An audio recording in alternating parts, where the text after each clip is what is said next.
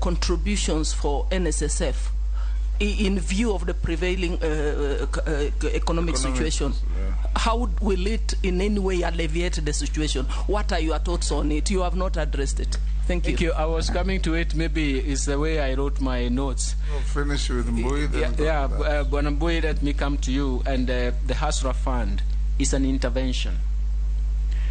The biggest problem with the intervention is that when you make it special that other people cannot join in, it becomes a problem.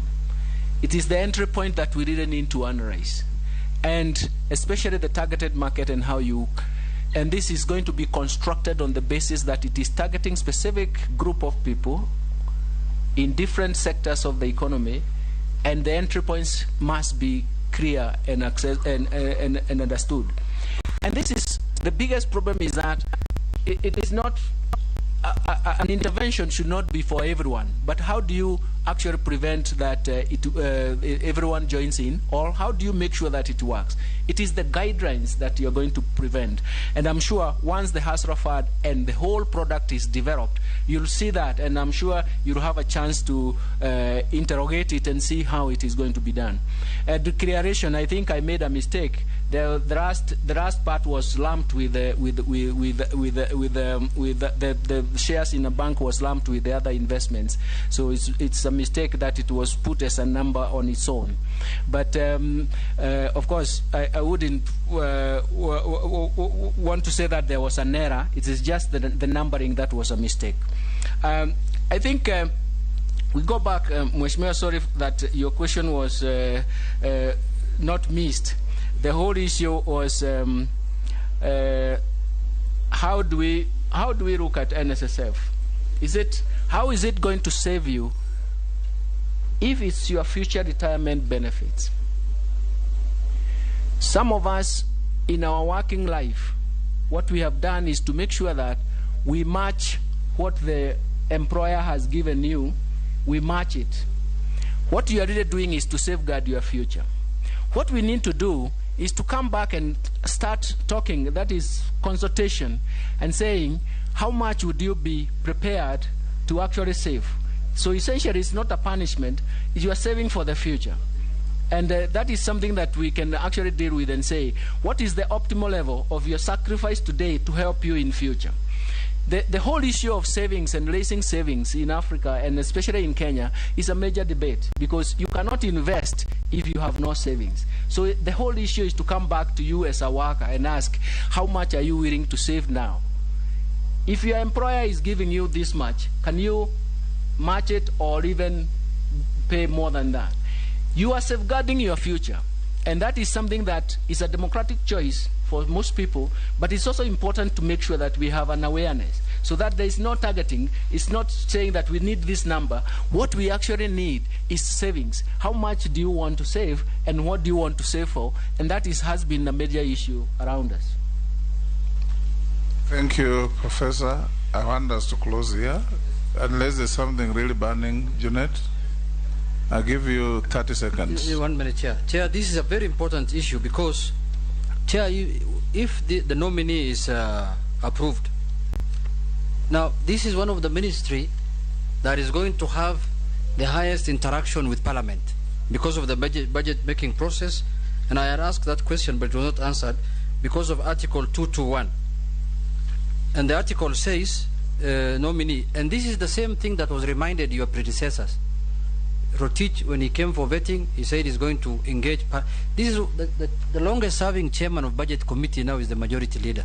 This has been the biggest problem between Parliament and Treasury, and it has not been resolved. So I want to put it to you whether you will be the one, if you are approved, you are the one who will resolve it.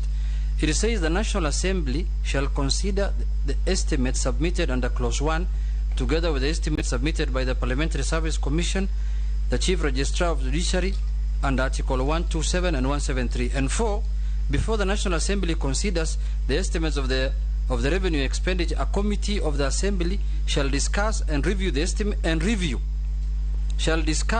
review the estimates and make recommendations not to Treasury but to the Assembly. Now what happens normally, Treasury, they go and make their budget estimates and bring it to Parliament. and they want to force Parliament to pass the estimates as they have brought it. And if you don't do it, they go and tell the President. Then the President summons the Budget Committee and tells them, this is my budget. But the Constitution says the National Assembly should review and submit it to the Assembly. It is if there are things that needs to be changed, then the Assembly will discuss it with the Budget Committee. Then at the floor of the House, they can agree that this is the budget we are going to pass. This has been a bad practice in our country. But Nomini, are you willing to change so that Parliament can have its leeway, its freedom to discuss the budget and pass it within the Assembly? Yes, majority. Chair, with your indulgence, maybe just to put in better context what the Honorable Junet is saying, CS nominee. Parliament indeed considers what Junet is saying in line with the Constitution through the BPS. But the main challenge has been deviation from what is passed on as a budget policy statement, because it also includes estimates and ceilings. When you table your annual estimates, it is completely different from what was passed as a budget policy statement. So maybe just to paraphrase what Junet is asking, are you going to commit that what then is agreed on as a budget policy statement, because that is what you commit to and that is what the House passes, that then you will ensure that your annual estimates are in line with that budget policy statement?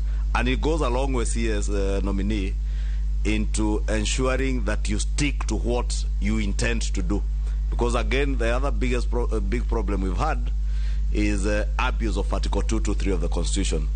And I have engaged you in another fora, and you know, where the current National Treasury CS has committed close to 200 billion shillings over and above what has been approved by Parliament without approval of Parliament.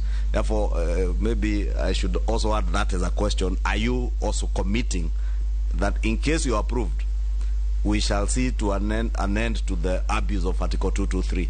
Because it is reserved for things that are of emergency in nature, not to pay for land like the Ruaraka land scandal. Maybe for information, the Ruaraka land scandal emanated from Article 223. It's something that was done especially around this time when there are no committees of Parliament yet set up, just before an election or immediately after an election. Are we going to see an end to that abuse of Article 223? Thank you, Chair, and thank you, honourable members, and thank you very much, Mheshimiwa Junet. Let me say this: history is very, very important, because we are told that if you forget your history, you'll be condemned to repeat it.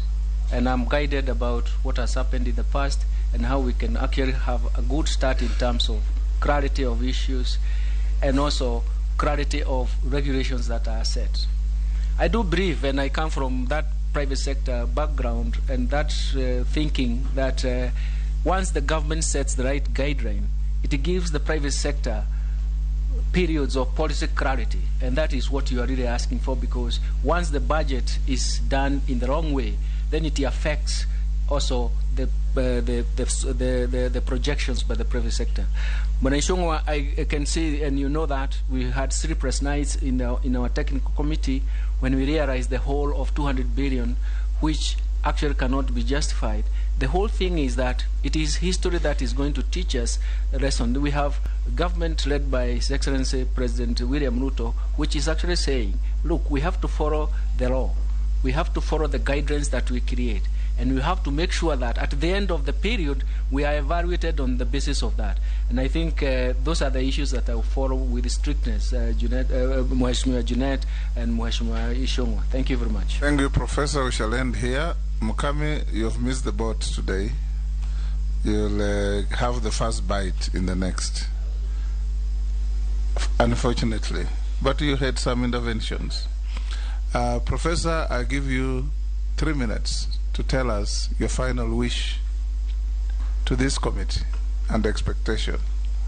Thank you very much. I would have said that I work with rational expectations. So my first wish was that I do hope that I've made some commitments and even some content that allows you to actually consider my nomination positively. But more importantly, we run from the past. And we run from the past, that is adaptive running. We run from the past so that it guides us in the future. When you have been beaten in the past, you have to make sure that you correct the situation in the future.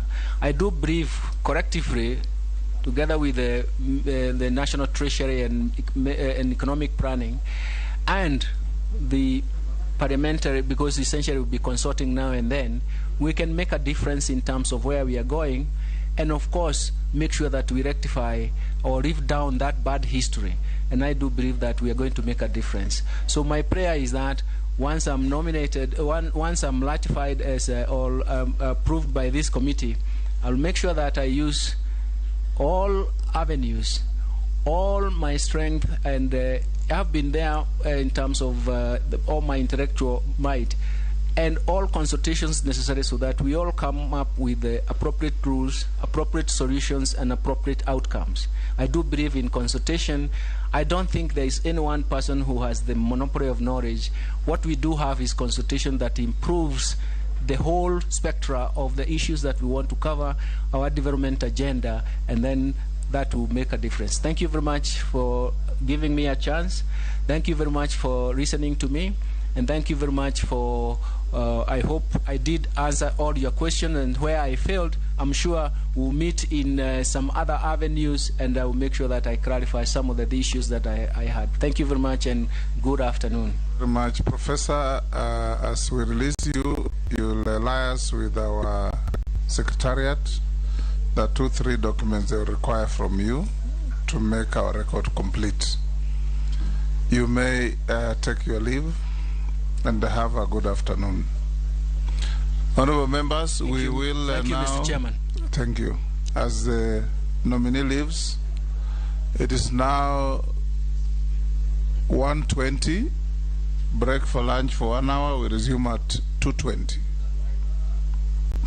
2:20.